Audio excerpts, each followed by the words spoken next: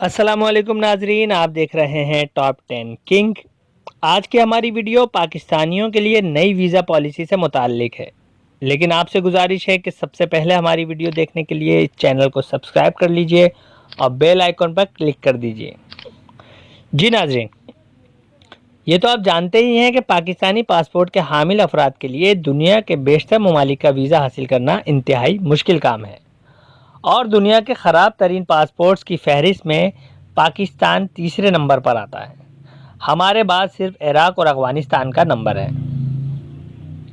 لیکن ٹرمپ انتظامیہ نے پاکستانیوں کے لیے ویزا پالیسی میں مزید سختیاں کر دی ہیں، اور انتظامیہ کی جانب سے ویزا پابندی عائد کرنے کے 2 ہفتے بعد 65 پاکستانی شہریوں کو ملک بدر کیا گیا ہے، جنہیں اسلام آباد وصول کرے گا۔ ان تمام افراد کو امیگریشن قوانین کی خلاف ورزی، مجرمانہ رویے اور دیگر الزامات پر حراست میں لیا گیا تھا۔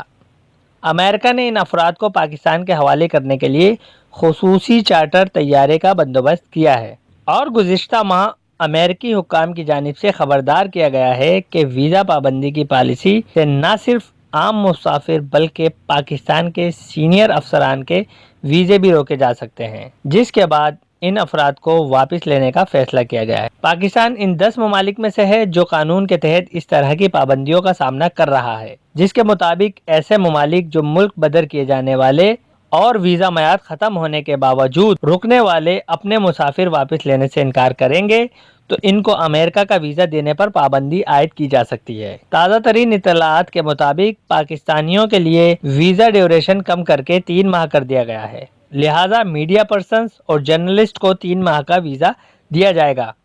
اس کے ساتھ ساتھ ایل کیٹیگری یعنی انٹر کمپنی ٹرانسفر ویزا اور آر کیٹیگری یعنی ریلیجیس ورکر ویزا 1 سال کے لیے ایشو کیا جائے گا۔